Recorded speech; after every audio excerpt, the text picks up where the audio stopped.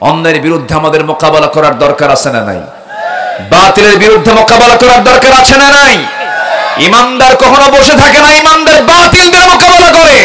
রাজি আছেন কারা কারা? قد أفلح من تزكى وذكر اسم ربه فصلى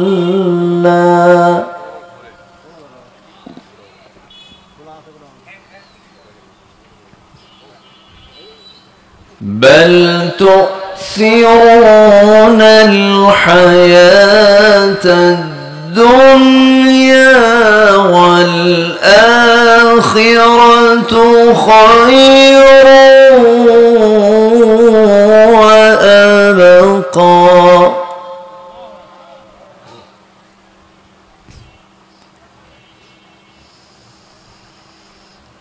إن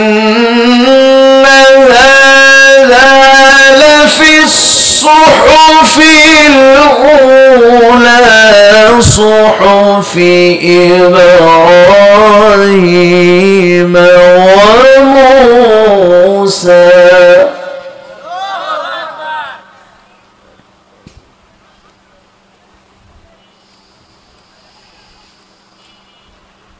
الله أكبر بسم الله الرحمن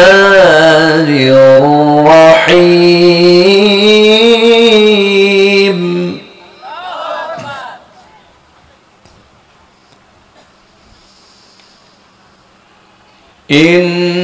إن الله وملائكته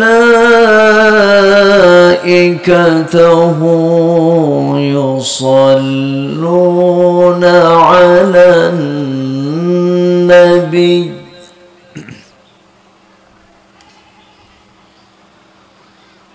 يا أيها الذين آمنوا صلوا عليه وسلموا تسليما اللهم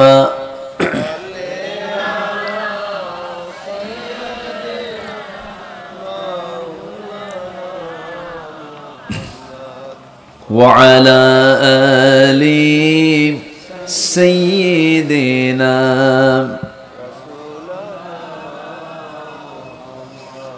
একটু মোহাম্মত দিয়ে নবীর প্রেমে মাতোয়ারা হয়ে জবান খুলে আওয়াজ দিয়ে সবাই বলুন আল্লাহুম্মা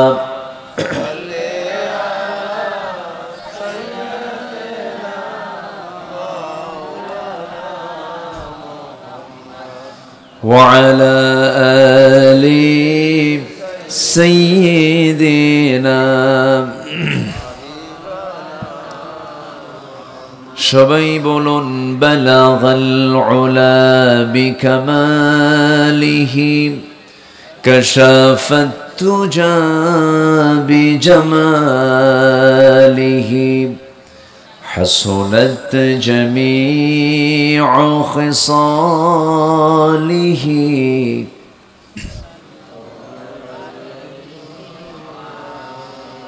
আরবের বুকে মক্কার পরে যেথায় মা আমিনার ঘর খোদার রহমতে কৌসার হয়ে ঝরছে বারংবার বালাগাল উলা বিকামালিহি কাশাফাত তুজা বিজামালিহি حسنت جميع خصاله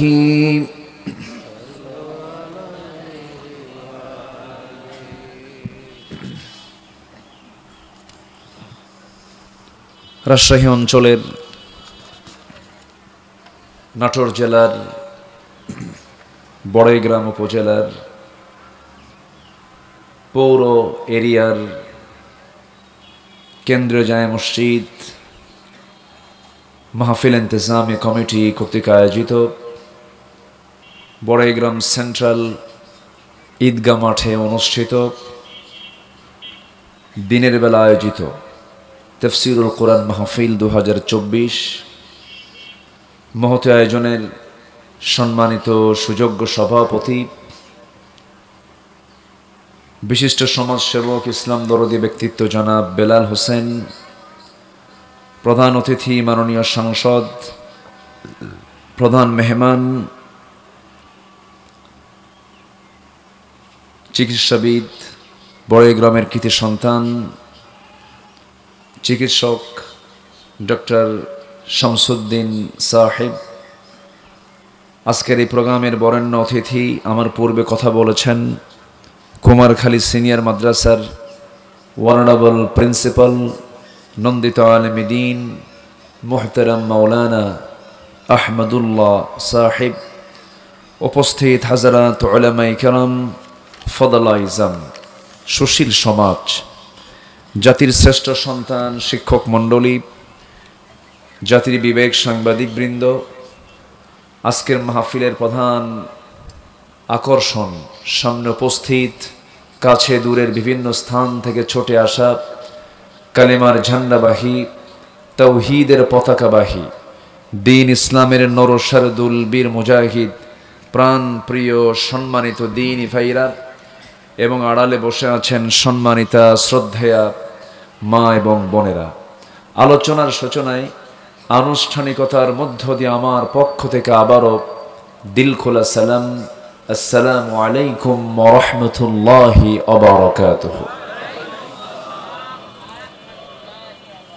সবাই কেমন আছেন? জি, আমাকেও প্রশ্ন করে ফেলেছেন।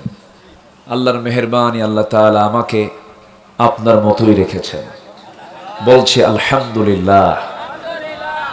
আমি উঠতে চেয়েছিলাম বয়ানে জোহর পর, কিন্তু প্রচণ্ড খরতাপ, তাপদাহ,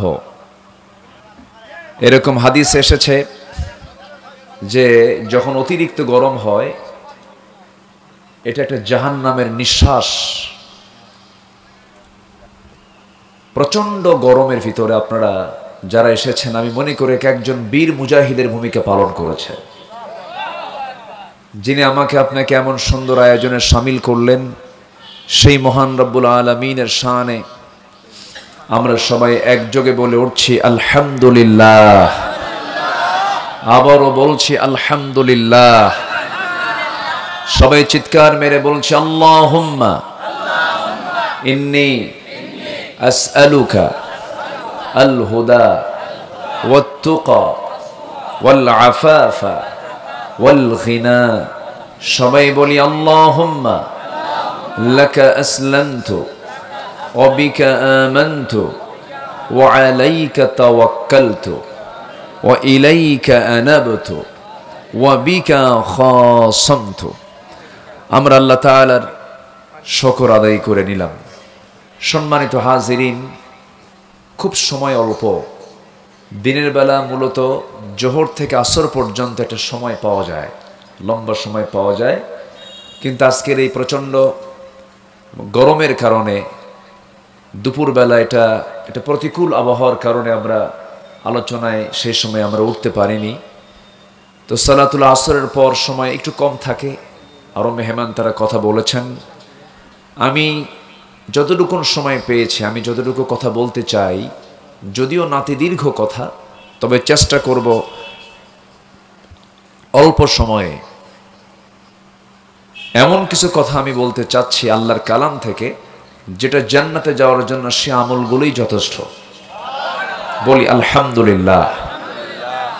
আমাদের দিন শেষে দুটা পথ আমাদের সামনে খোলা আছে, একটা হলো জান্নাতের পথ, আরেকটা কিসের পথ?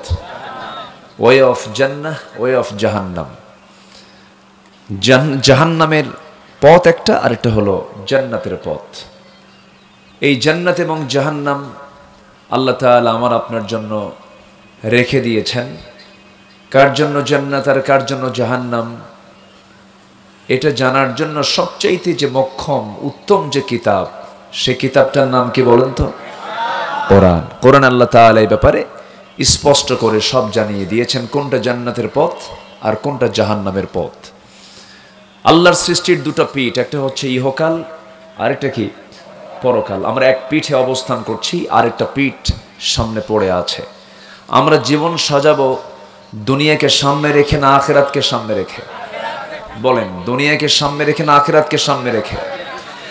দুনিয়াটা ক্ষণকাল আর আখিরাতটা কি চিরকাল। আমরা দুনিয়াতে এসেছি স্থায়ী হয়ে না মুসাফির হয়ে? বলেন, আমরা কি দুনিয়াতে এসেছি স্থায়ী হয়ে না মুসাফির হয়ে? মুসাফিরের ব্যাগে কি বেশি কিছু থাকে? মুসাফিরের গায়ে কি বেশি কাপড় চোপড় থাকে? না। এবং তার সামানের মধ্যে কি বেশি কি সে কি খাদ্য গুদাম নিয়ে বের হয়? না। কুন ফিদ দুনিয়া কান্নাকা গরিবুন আও আবিরিস সাবিল, তুমি দুনিয়াতে থাকবে একজন পথিকের মতো। ইদা আসবাহতা, যখন সকাল পাবে, ফালা তানতাযিরিল মাসা, সন্ধ্যার অপেক্ষা করো না। যখন তুমি সন্ধ্যা পাবে সকালের অপেক্ষা করো না, বলেছেন মুহাম্মদ সাল্লাল্লাহু আলাইহি ওয়াসাল্লাম। কিন্তু আমরা কেন যেন আমাদের একটা মায়া মরিচিকা, একটা মহাব্বত, একটা ভালোবাসা, দুনিয়ার প্রতি টান আছে না নাই? আসতে বলে আছে না নাই? টান আছে বলেই তো সন্তান হয়ে বাবাকে পর্যন্ত খুন করে সম্পদের নেশায়।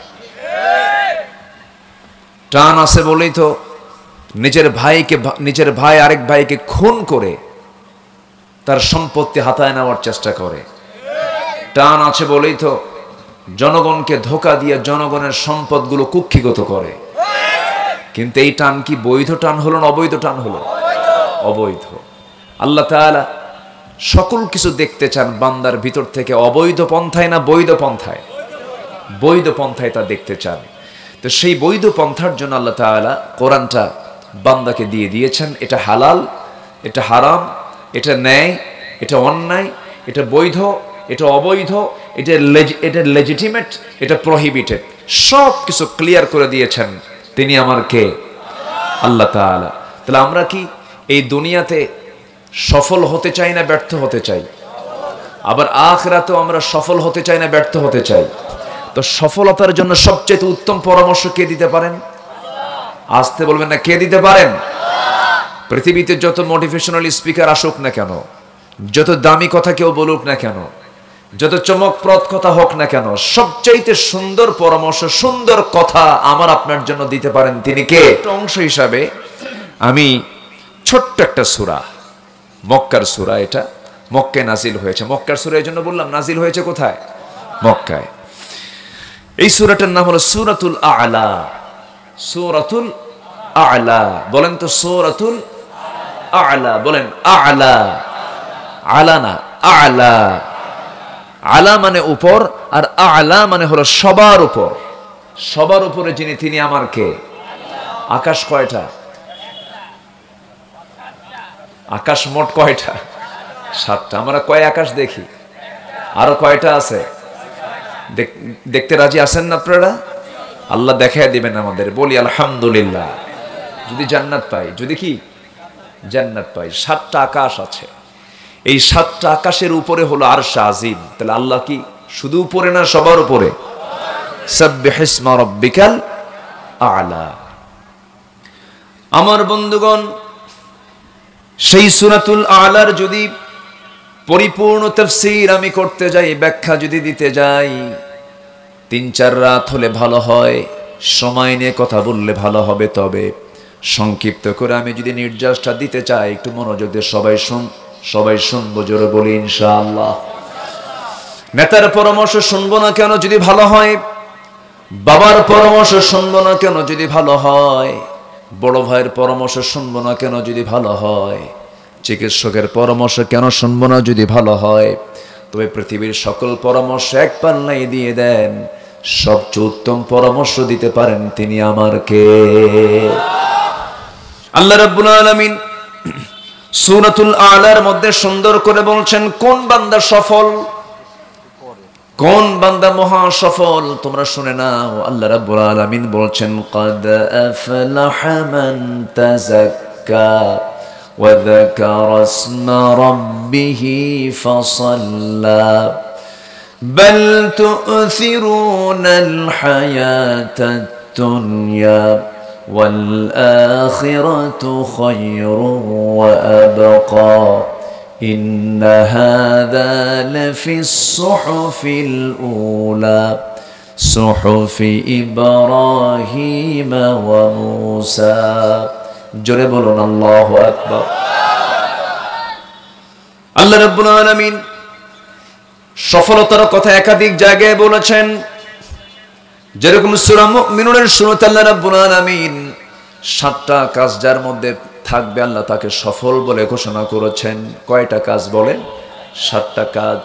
আর সূরা আলার মধ্যে আল্লাহ রাব্বুল আলামিন 3টা কাজের কথা বলেছেন, 3টা কাজ যার মধ্যে থাকবে সে মহা সফল। জোরে বলি সুবহানাল্লাহ। আপাতত আজকে আমরা এই 10টা সফলতার কাজগুলো আমরা আজকে শিখে যাব। জোরে বলি ইনশাআল্লাহ। কয়টা বলেন তো? 10টা। আমার আহমদুল্লাহ ভাই আমার আগের যিনি মেহমান ছিলেন, উনি তো মানুষ গড়ার কারিগর, উস্তাজুল আসাতিজা। ওনার হাতে অনেক আলেম উলামা তৈরি হয়েছে, অনেক চমকপ্রদ দামি দামি কথা তিনি বলেছেন। তো আমি শেষ ক্লাসে এসে ভাঙ্গাচোরা কিছু কথা আমি বলতে চাচ্ছি। আল্লাহ তাআলা সূরা আলার শেষ আয়াতের দিকে 14 নম্বর আয়াত আল্লাহ তাআলা বলছেন, সেই বান্দাই সফল যার 1 নম্বর গুণ হলো যে নফসের শুদ্ধতা আনতে পেরেছে। কিসের শুদ্ধতা বলেন তো?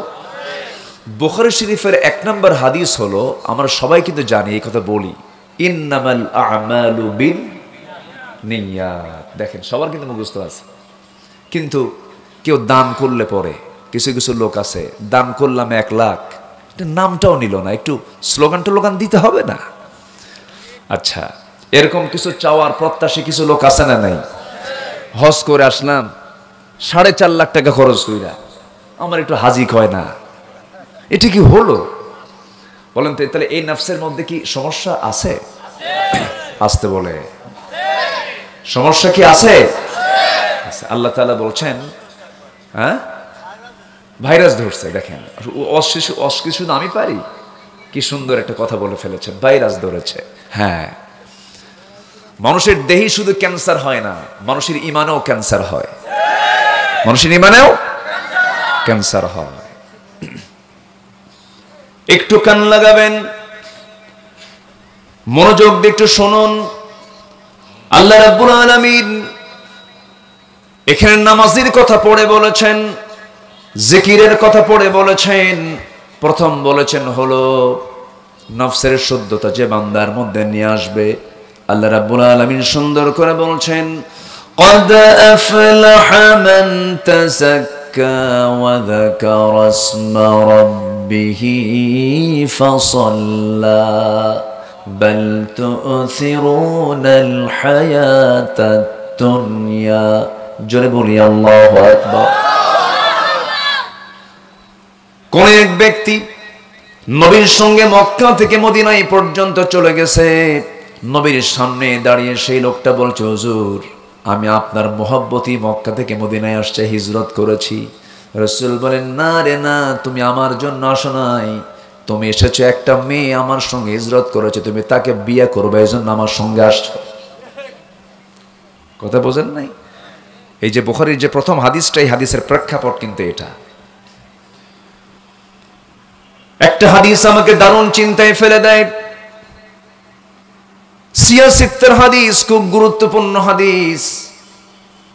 হাসরের ময়দানে বহু আলেম ধরা খেয়ে যাবে, বহু দানবীর ধরা খেয়ে যাবে, হাফেজে কোরআন ধরা খেয়ে যাবে, শহীদ ধরা খেয়ে যাবে।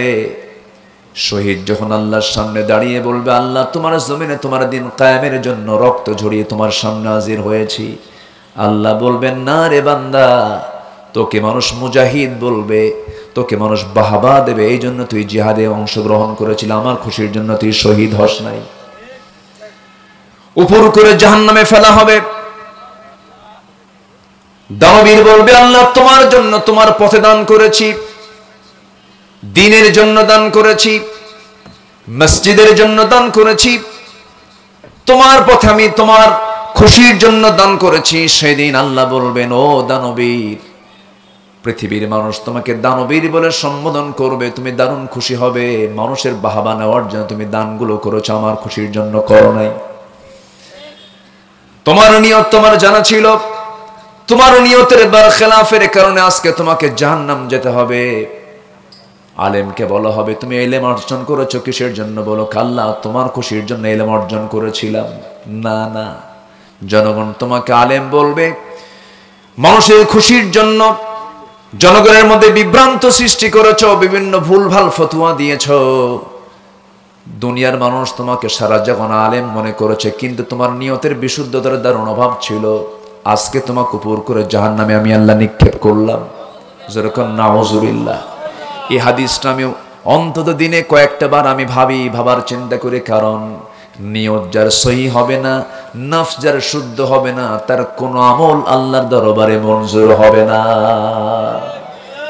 এই জন্য সবার আগে কি ঠিক করতে হবে? এই যে এটা কোথায় কি ঠিক করতে হবে? নফস। নফস কোথায়?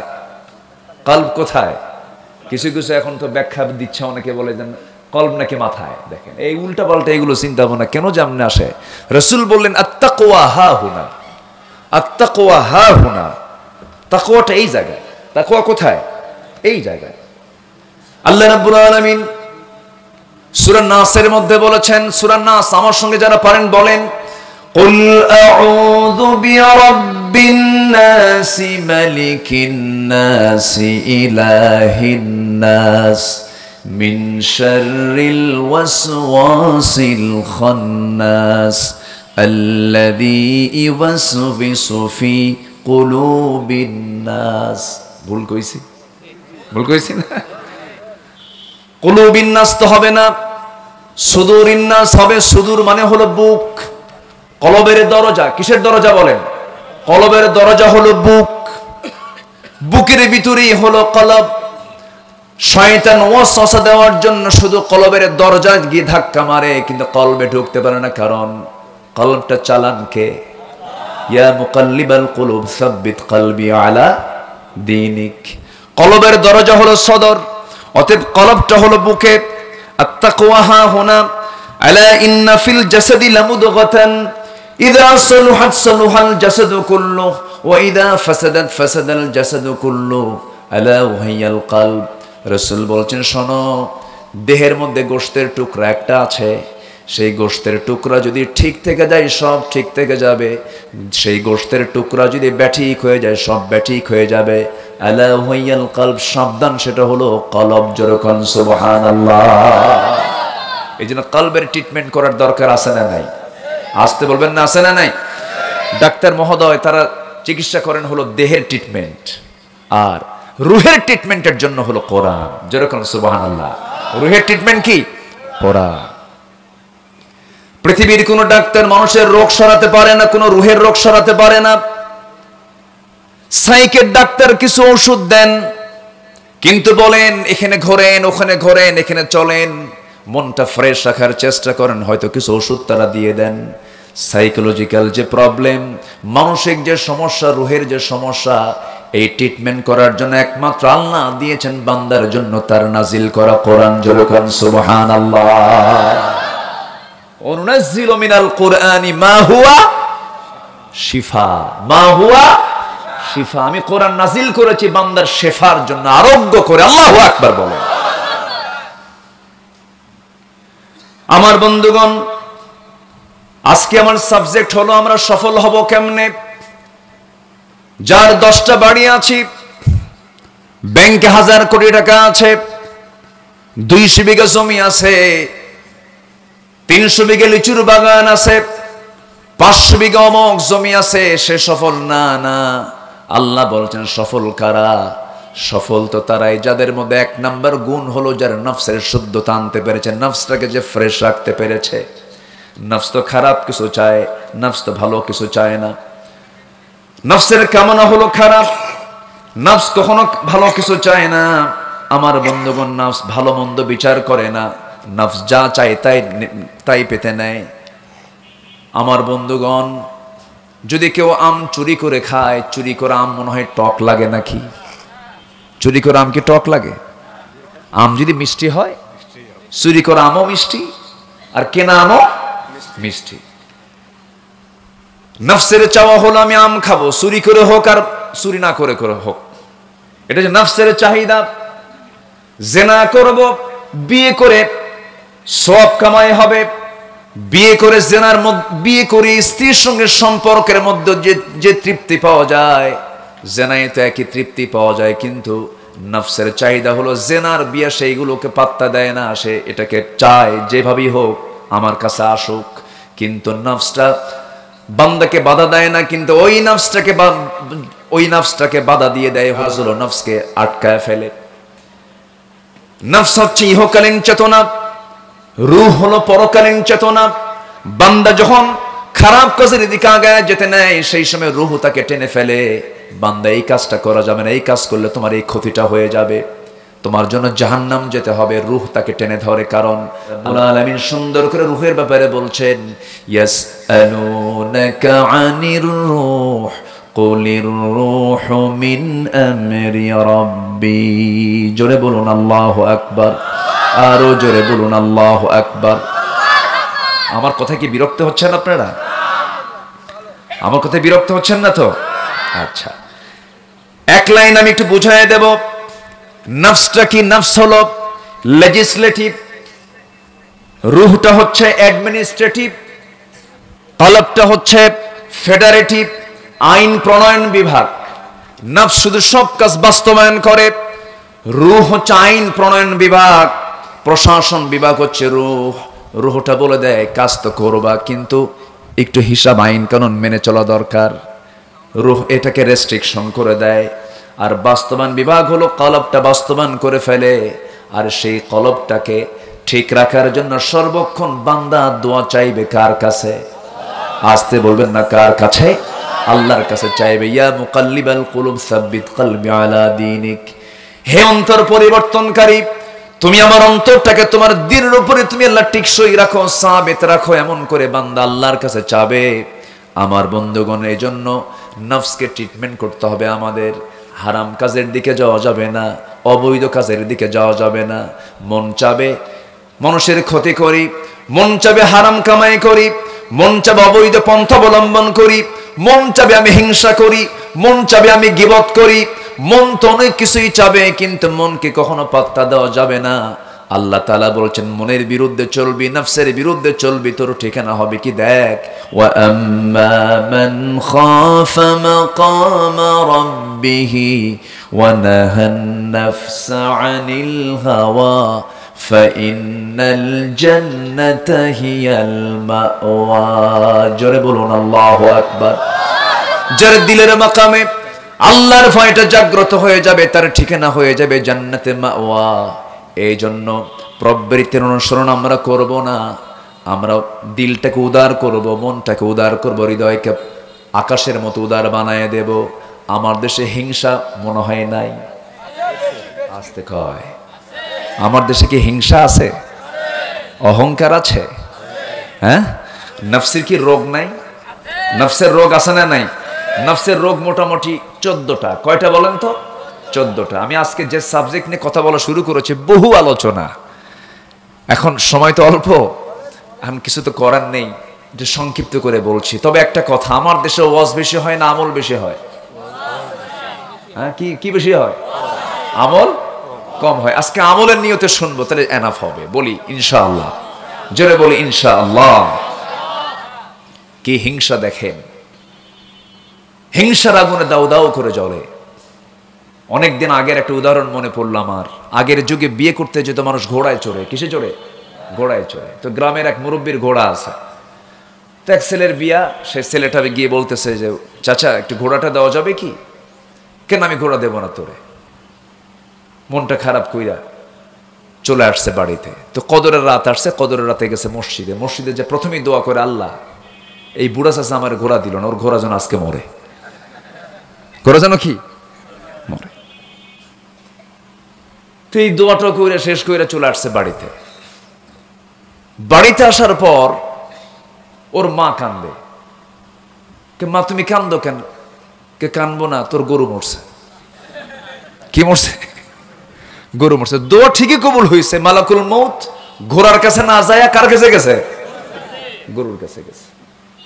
হিংসার ফলাফল এটাই হয়। হিংসা দিয়ে কোনো কাম হয় না।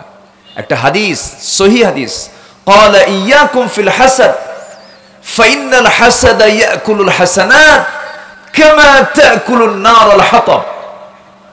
আমার রাসূল বলেছেন তোমরা হিংসা থেকে বিরত থাকো। একটা কাঠখণ্ডকে আগুন যেমন জ্বালিয়ে ভস্ম করে দেয়, ঠিক তেমনি হিংসা সমস্ত নেক আমলকে খেয়ে শেষ করে দেয়। আজকে আমাদের দেশে রাষ্ট্র থেকে শুরু করে নিয়ে গ্রাম পর্যন্ত হিংসার আবাদ না মানবতার আবাদ? বলেন হিংসার আবাদ না মানবতার আবাদ? হিংসার আবাদ না উদারতার আবাদ? হিংসা, শুধু হিংসা। আপনি ইমানদার, আপনি মুসলমান, আপনার মধ্যে হিংসা থাকবে, আপনার কোন পুরস্কার আল্লাহর আদালতে নাই। হিংসা রাখা যাবে না। গ্রামে গঞ্জে হিংসার পরিমাণ কম না বেশি? আরো বেশি। মসজিদে নামাজ পড়ে হঠাৎ করে হয়তো একদিন বলেই ফেলছে যে এটা তো আমার দাদার জায়গা ছিল।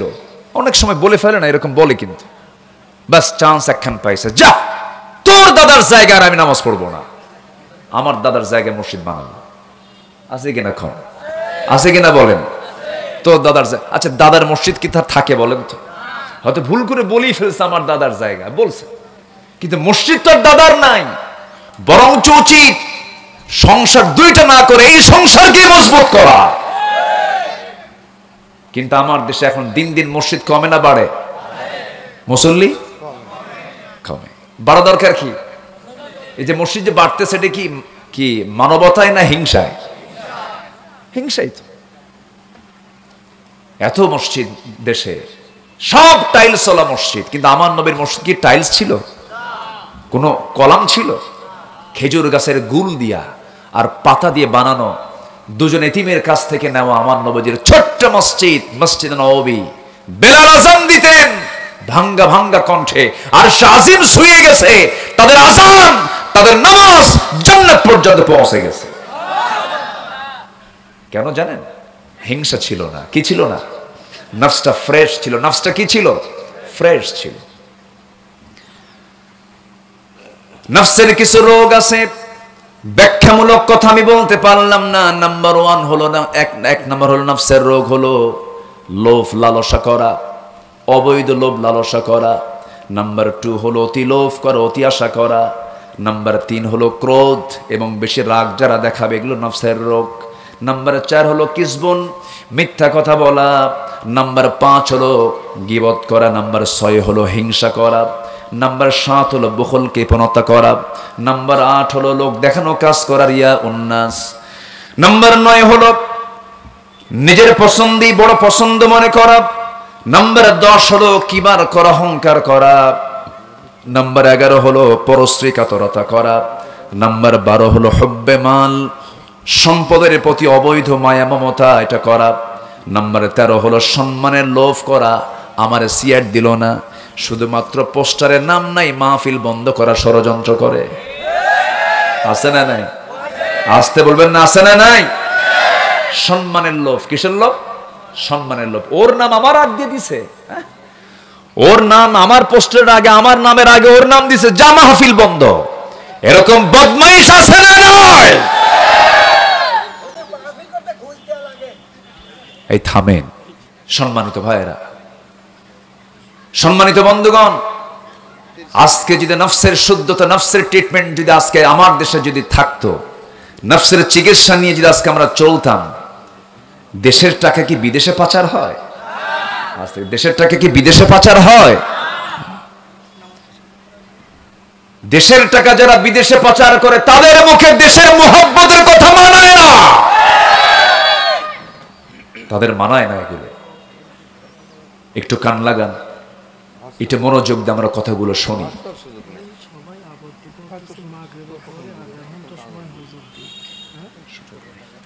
সাজানো যাবে না, এটা গোছানো যাবে না। সম্মানিত ভাইয়েরা, ওই সময় তো লোক থাকবেই না, একটা আসর ভেঙে গেলে হয় না। এখানে নামাজ পড়ে ঘোষণা দিলে নামাজ পড়ে এখানে জামাত করবো, সবার দাবি করতে যায়। আমার তো বয়ান আছে, আমার তো যেতে হবে যদি সম্ভব হয়। সম্ভব না, নামাজ তো এখানে হবে, জামাত। জি, আমরা আছি তো, আমরা ইনশাআল্লাহ একটু বসেন না, সমস্যা কোথায়? এটা ফয়সালা হবে তো ইনশাআল্লাহ, একটু বসেন। আমরা আমল করব বেশি না ওয়াজ শুনবো বেশি? বলেন, আগে ওয়াজের দরকার না আমলের দরকার? হিংসা করা যাবে? অতিরিক্ত লোভ করা যাবে? কৃপণতা করানো যাবে? সম্মানের লোভের ঠেলায় আমার ওই পথ দিল না, ওরে গুলি করে মার, আছে না? আছে কিনা বলেন? নাটোরের ইতিহাস আছে না নাই? গুলি করে মার, আমার শত্রু আউট করে দে। যে মানুষ আরেকজন মানুষকে অন্যায় করে হত্যা করে তার ঠিকানা হলো জাহান্নাম। এগুলো সব হলো নফসের রোগ। কিসের রোগ বলেন? নফসের রোগ। আমার বন্ধুগণ, নফসের ট্রিটমেন্ট আমরা করব, নফসকে আমরা পরিশুদ্ধ করব। আল্লাহ রাব্বুল আলামিন সুন্দর করে বলছেন, নফসের ট্রিটমেন্ট তোমার যদি হয়ে যায়, তোমার সমস্ত কাজগুলো কাজে লাগবে, আমলগুলো তোমার কাজে লাগবে। যদি তোমার নফসের ট্রিটমেন্ট যদি না করতে পারো, সব তোমার বিফল হয়ে যাবে। এরপর আল্লাহ রাব্বুল আলামিন বলছেন, নাম্বার 2 হলো ওয়াযাকারা ইসমা রাব্বিহি ফাসাল্লা। জিকির করবা কার? কার নামের জিকির? আল্লাহর নামের জিকির। সেই জিকিরের কিছু পরিভাষা আল্লাহ রাসূল শিখিয়েছেন। সুবহানাল্লাহ, আলহামদুলিল্লাহ, আল্লাহু আকবার, লা ইলাহা ইল্লাল্লাহ। কিন্তু আমার দেশে কিছু জিকির আছে, জিকির করতে করতে পায়জামা নাই। এরকম জিকির কিছু আছে না নাই? আছে কিনা বলেন? বারবার আপনি আল্লাহ আল্লাহ বললেন, সমস্যা নাই। ডাক্তার মহোদয়ের নামটা আমি যদি বারবার বলি তিনি বিরক্ত হয়ে যাবেন। বারবার বললে পরে তার কাছে বিরক্তি চলে আসবে। আল্লাহ তাআলার নাম আমরা বারবার নেব না কেন, কিন্তু পরিপূর্ণ অর্থ সহ যদি নামটা নিয়ে ফেলি, আল্লাহ তাআলা আরো বেশি খুশি হবেন। আল্লাহকে সুবহানাল্লাহ, আল্লাহকে আল্লাহু আকবার, আল্লাহকে লা ইলাহা ইল্লাল্লাহ। পরিপূর্ণ অর্থবোধক বাক্য দিয়ে আল্লাহর নামটা ডাকলে পর আল্লাহ তাআলা বেশি খুশি হয়ে যান। তোমরা আল্লাহর নামের। এরপর আল্লাহ রাব্বুল আলামিন বান্দাকে বলছেন, জিকির যে তুমি করবা, জিকিরের কিন্তু একটা বিশাল ব্যাখ্যা আছে। আমরা অনেকে জিকির মনে করি হালকা জিকির, ভারী জিকির। আল্লাহর নাম ঘন ঘন নেওয়া এটা ভুল কথা। শুধু এটার নাম জিকির নয়। যে কিতাব আমরা শুনতে এসেছি, যেই কিতাবের আলোচনা আজকে শুনতে এসেছি, এই কিতাবের নামও জিকির। এই কিতাবের নামও কি? জিকির।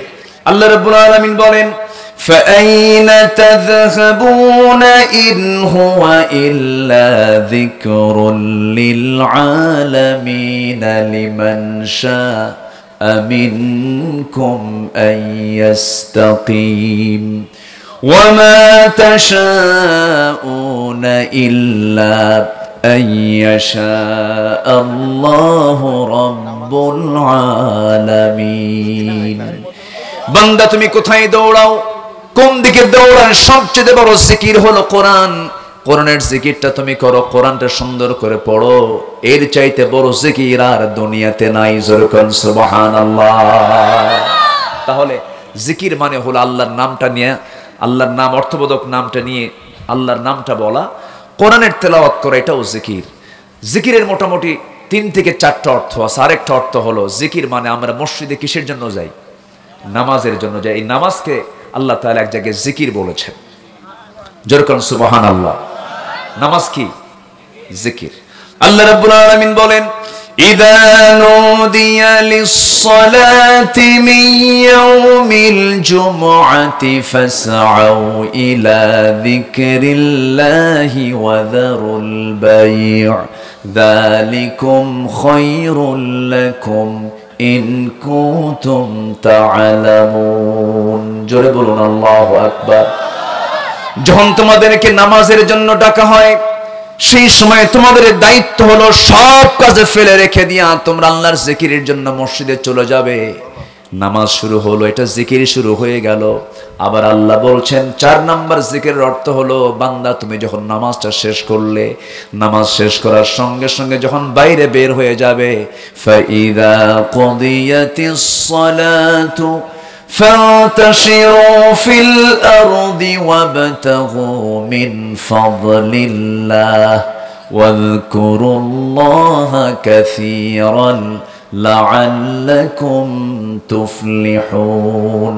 জোরে বলুন আল্লাহু আকবার।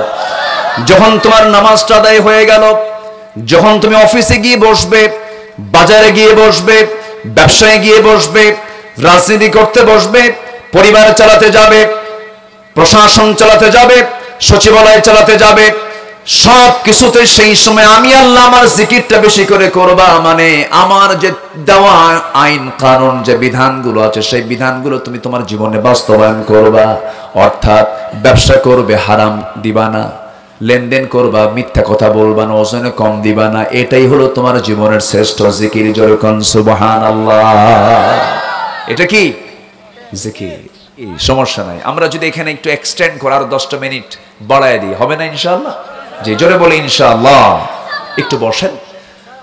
দুটো অধিবেশন হয় না, 2 অধিবেশনে মাহফিলটাকে জমানো ওইভাবে যায় না। যারা আসছেন আলহামদুলিল্লাহ, আল্লাহ যা জুটায় দিবেন তাই তো আমাদের খুশি থাকতে হবে, বলি আলহামদুলিল্লাহ। তাহলে 1 নম্বর কাজ হলো সবকিছু শুদ্ধ করার আগে কি শুদ্ধ করতে হবে? বলেন কি? বলেন নফস। নফস খারাপ কিছু চায়। একজন নবীকে একজন মহিলা ঘরের মধ্যে তুলছিল, জানেন কি? সবাই জানেন? কোন নবী বলেন তো? হ্যাঁ, একজন মহিলা ঘরের মধ্যে তুলছে, একদম দরজা টরজা লাগায় দিয়ে, 12টা দরজা লাগায় দিয়ে, একদম লকআপ দিয়ে বলতেছে, ইউসুফ তুমি কি জানো একটা পিঁপড়াও আমাদের খবর জানে না, কেউ জানবে না, কিন্তু তুমি কি জানো ইউসুফ আমি তোমাকে খুব পছন্দ করি, খুব ভালোবাসি। এই মোহাব্বতটা ছিল কি 2 পক্ষের না 1 পক্ষের? বলেন 2 পক্ষের না 1 পক্ষের? তাহলে যে বন্ধু ইউসুফ হইয়া আমি জুলেখারে থুইয়া কেমন করিয়া ছুটতে যায়, ফাইটতে যায়। এই যে শিল্পীটা গান গাইছে, এটা কি নবীর বিরুদ্ধে একটা মারাত্মক মিথ্যা অপবাদ চাপিয়ে দেওয়া নয়? যে বন্ধু ইউসুফ হইয়া আমি জুলেখারে থুইয়া কেমন কইরা ছুটতে যায়, ফাইটতে যায়। অবশ্যই শিল্পীটা এবার আর চান্স পায়নি মনে হয় না। হ্যাঁ, গেস 15 বছর খুব গান গাইছিল, খুব গান গাইছিল। সে স্বপ্নেও ভাবে নাই যে আমার এরকম পতন হবে। সম্মানিত ভাইয়েরা, ইউসুফ তো প্রেম করেননি। ইউসুফ প্রেম করেছেন কার সাথে? আচ্ছা, বিয়ের আগে কি প্রেম হয় না জেনা হয়? বিয়ের পরে কি হয়? তো প্রেম করে কাকে? ওনা ওকে খুব ভালোবাসে, প্রেম করে, ওরা দুজন প্রেম করে। প্রেম করে না, জেনা করে, জেনা করে, জেনা করে। কিসের প্রেম এটা? এই শব্দ ভুল। বিয়ের আগে কোনো প্রেম নাই। বিয়ের আগে কি? কলেজের ক্যাম্পাসে, ভার্সিটির ক্যাম্পাসে, স্কুলের ক্যাম্পাসে শিক্ষকদের নাকের ডগায় হরদম চোখের জেনা, গায়ের জেনা, মনের জেনা হচ্ছে, ঠিক কিনা? কিসের এগুলো? এগুলো সব জেনার কাজ হচ্ছে। এগুলো বন্ধ করতে কোনো সময় লাগতো না।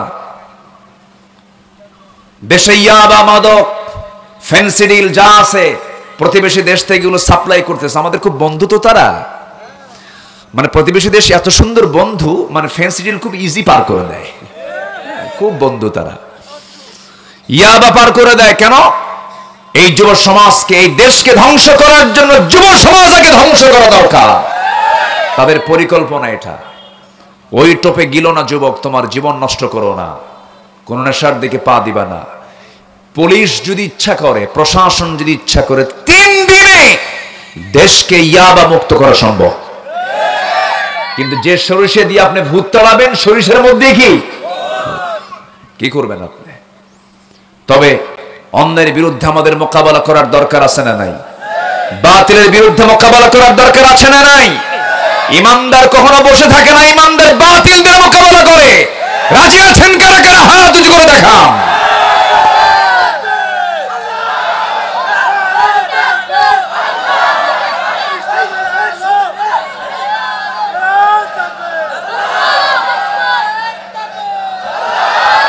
আল্লাহ তুমি সবার হাতকে কবুল করো। জোরে বলি আমিন, আরো জোরে আমিন। তো ভাইয়েরা, 4টা কাজ। নফসের শুদ্ধতা আনবো, জিকির করব। নাম্বার 3 হলো আমরা সালাত পড়বো, নামাজ পড়বো। কার মহব্বতে? 5 ওয়াক্ত নামাজ পড়বেন কারা কারা একটু হাত তুলে দেখেন তো দেখি, জোরে বলি ইয়া আল্লাহ ইয়া রহমান, আমাদেরকে 5 ওয়াক্ত সালাত আদায় করার তৌফিক তুমি আল্লাহ দিয়ে দাও। জোরে বলি আমিন, আরো জোরে আমিন। হাত নামান। সম্মানিত ভাইয়েরা, আপনারা কষ্ট পাচ্ছেন না তো? এত সুন্দর মানুষ, আপনারা যেরকম চালাক তা তো বুঝি নাই। লোকজন আসলো কিন্তু আসলো পরে। জুমার দিন আজান হয় 12:30টায়, আর মুসল্লি হাজির হয় 1:29 29 সেকেন্ডে। এটা ঠিক না। আমার একটু আগে আসলে অনেক ভালো হতো। যাই হোক, আমরা আসছি আলহামদুলিল্লাহ। তো মাহফিলটা হলো মসজিদের উদ্দেশ্যে, বলি আলহামদুলিল্লাহ। তো মসজিদটা কার ঘর?